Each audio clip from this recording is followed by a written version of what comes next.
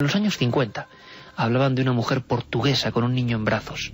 Una de esas viejas historias de carretera que, dieron lugar a esta fantasía que, como decimos siempre en Milenio, pudo quizás ser así, o algunos elementos pudieron ser así. A esta historia la llamé La Portuguesa. ¿Has visto eso? ¿Qué? ¿Qué ha pasado? ¿Qué pasa, Antonio? Mujer, ¿no te has dado cuenta? Estaba allí, junto al árbol. ¿No lo has visto? Voy a dar una... No, déjalo, no sigas, por favor, vámonos de aquí ahora mismo. Pero, mujer, yo he visto algo ahí que... Que he dicho que nos vayamos de aquí, por el amor de Dios, ¿no me estás oyendo?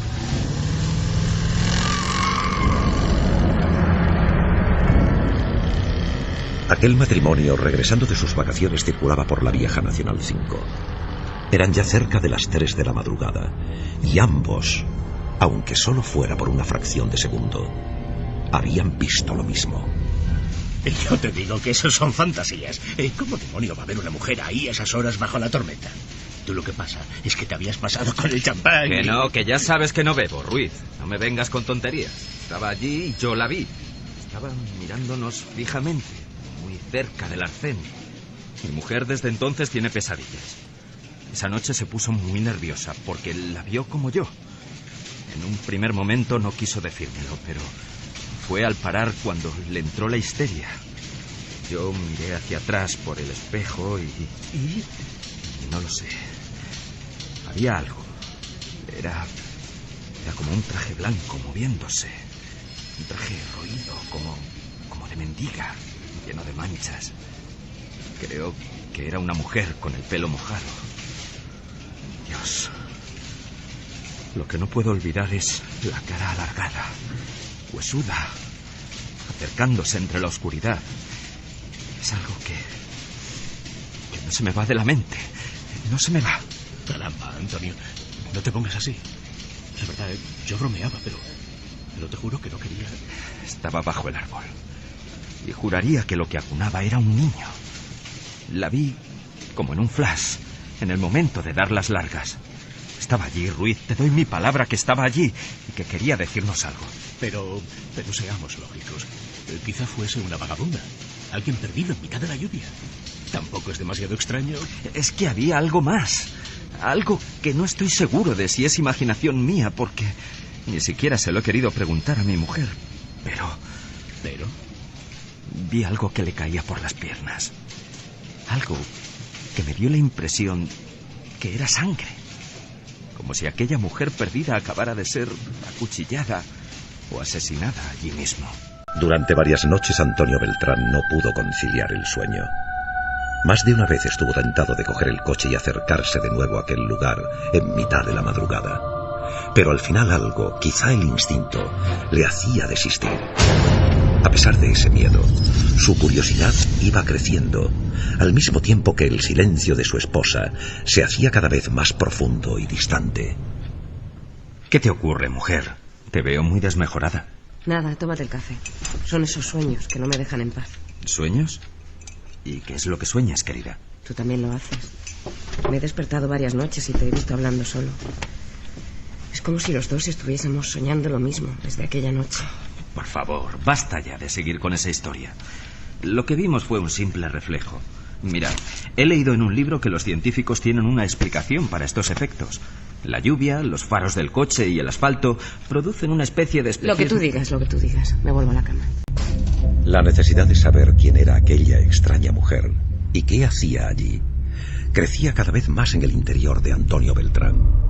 Al mismo tiempo era consciente de que casi todas las noches algo se cruzaba en sus sueños, una y otra vez, con gran definición.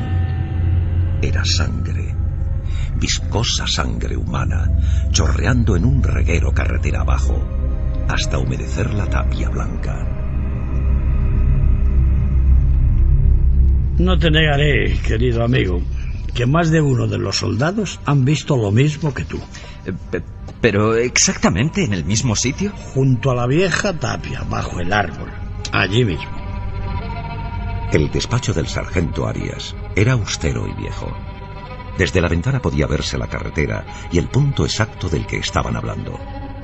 La amistad forjada desde hacía más de 30 años y los rumores que circulaban por una ciudad como Badajoz habían llevado a Antonio hasta allí. ¿Y es verdad lo que cuentan del soldado aquel que una noche... Tan cierto como este informe. Ahí lo tienes. Pero, por favor, que esto quede entre nosotros. Ya ves que aquí callar una historia es difícil. Te aseguro que me expedientarían si cuentas esto a alguien o se entera algún superior. Todo el mundo guarda silencio sobre la portuguesa. Pero en estas hojas aparecen más testigos. Santo cielo. Toda esta gente la ha visto desde que aquel chico... Por cierto, has dicho la portuguesa. Aquí se cuenta una historia muy antigua, quizá de los años 40, de una mendiga que fue atropellada justo ahí. No se encontró el cuerpo ni al culpable, pero parece que una mujer embarazada no fue socorrida y quedó allí desangrándose con el bebé en las entrañas durante toda la noche. Una noche de tormenta. Eso dicen, una noche de perros. Y desde entonces, toda esa gente que aparece en estos informes ha venido a la base a denunciarnos lo mismo, la misma aparición.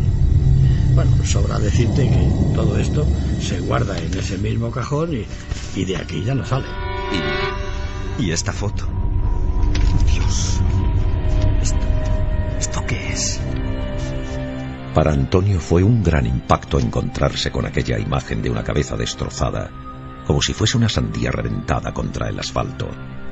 La fotografía en blanco y negro, adjunta al grueso expediente, mostraba además el cañón de un fusil que se asomaba como una sombra.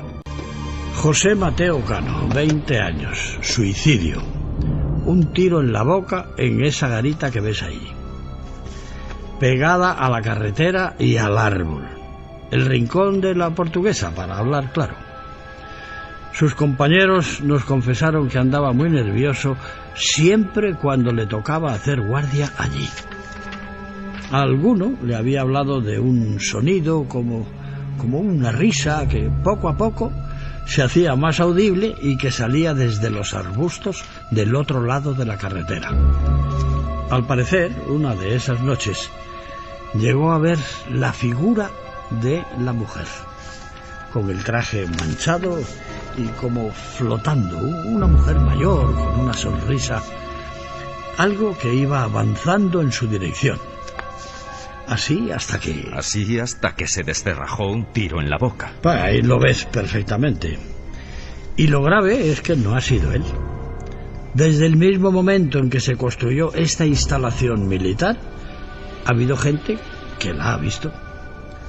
Una noche de hace un par de años, 3 soldados abrieron fuego contra una figura que avanzaba en la oscuridad.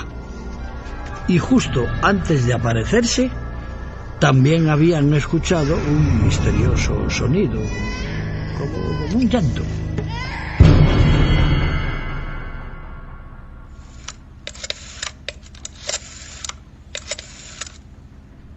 Hola, cariño, ¿cómo estás?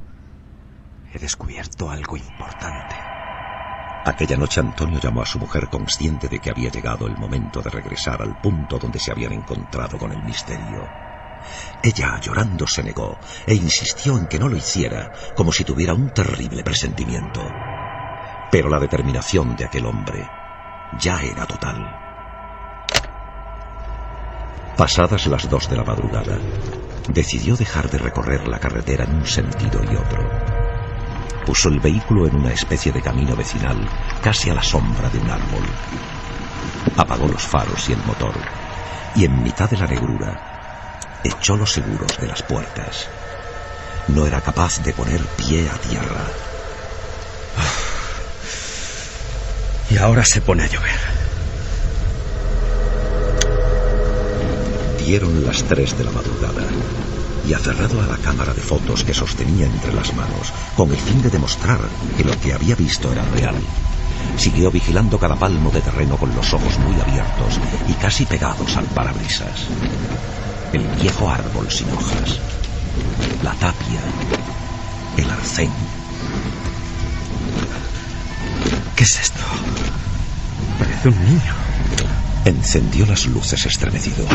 Había sentido algo después de escuchar esa voz. ¿Qué está pasando? Al dar las largas y enfocar el viejo muro, se dio cuenta de algo muy extraño. En la parte inferior estaba surgiendo algo parecido a una mancha, una oscuridad, una sombra húmeda que poco a poco se iba haciendo más grande.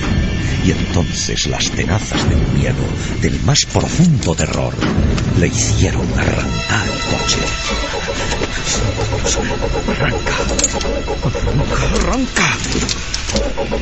Era inútil. El motor estaba completamente ahogado y él a punto del colapso. Empujó la puerta con todas sus fuerzas para salir, como si algo interno le dijese que tenía que alejarse a toda costa de allí. Lo intentó varias veces, pero... ¡Ábrete! ¡Ábrete, maldito! ¡Ábrete!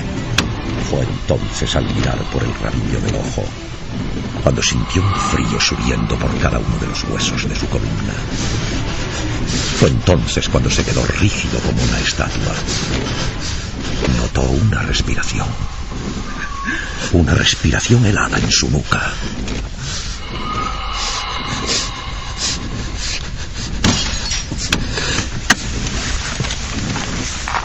¡Socorro! ¡Ayuda! ¡Socorro! ¡Socorro!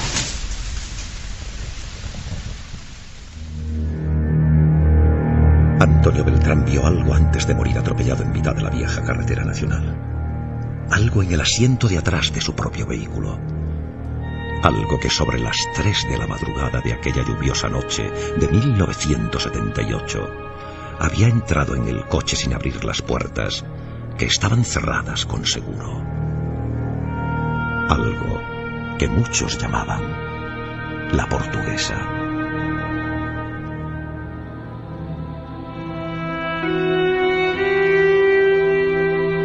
Cuando esa misma madrugada sobre las 5:30, la policía llegó a casa de su esposa, ésta se encontraba temblando, llorando sin consuelo, como si sus propias pesadillas le hubiesen informado con antemano de lo sucedido.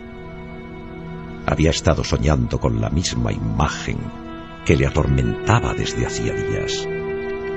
La sangre circulando por el asfalto una y otra vez, como en un mensaje de alerta. La sangre roja, que esta vez era de su propio marido.